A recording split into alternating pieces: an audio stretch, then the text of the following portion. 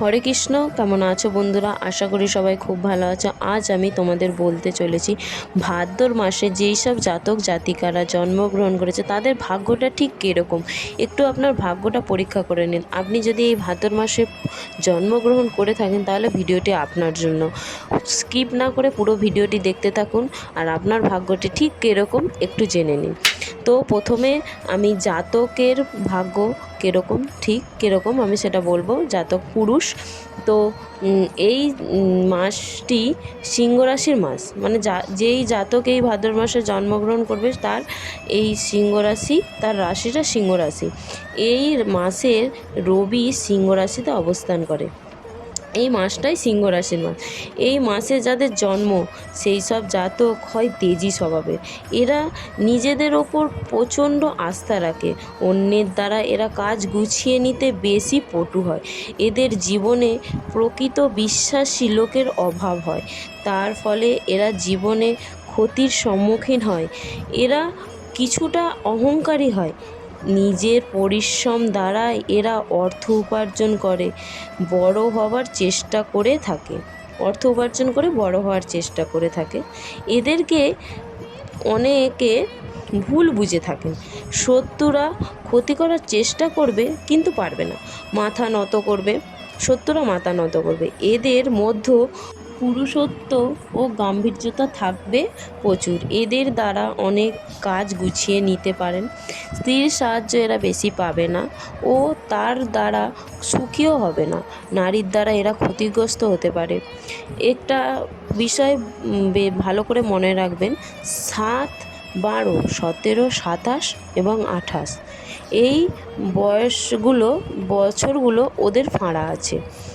এই বয়সের বছরগুলো তো এই 7, 12, 17, 27 এবং 28 এই বয়সগুলোই একটু সাবধানে থাকার চেষ্টা করবেন।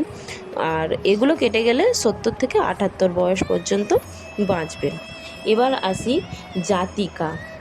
জাতিকা। এই মাসে যেসব জাতিকারা জন্মগ্রহণ করেছেন বা যেসব মহিলারা জন্মগ্রহণ করেছেন সেসব জাতিকারা রুগ্ন হয়।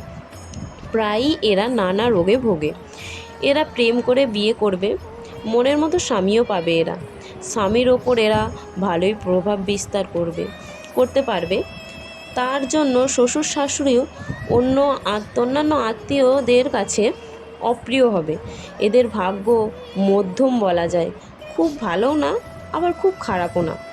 এরা নিজের মন যা বলে সেই মতোই চলে। কারো কাছে ক্ষমা চেয়ে নেওয়ার এদের স্বভাব বিরুদ্ধ। এদের একটি মাত্র ফাঁড়া আছে, 5 থেকে 9 বছরের মধ্যে একটি ফাঁড়া হবে।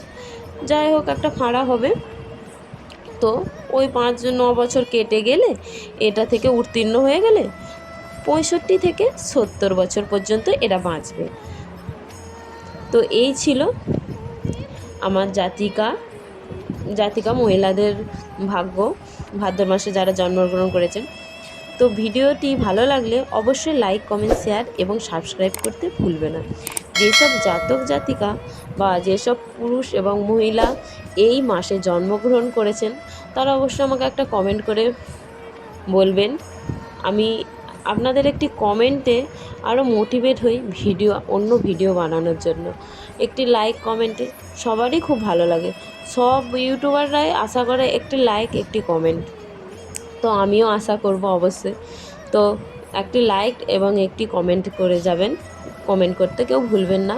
এবং ভিডিওটি ভালো লাগলে তো অবশ্যই লাইক, কমেন্ট, শেয়ার তো করতেই হবে এবং পাশাপাশি সাবস্ক্রাইবও করে দেবেন এবং পাশে থাকা বেল আইকনটাও প্রেস করে দেবেন যাতে অন্য ভিডিও ছাড়ার সাথে সাথে নোটিফিকেশন আপনার ফোনে পৌঁছে যায়।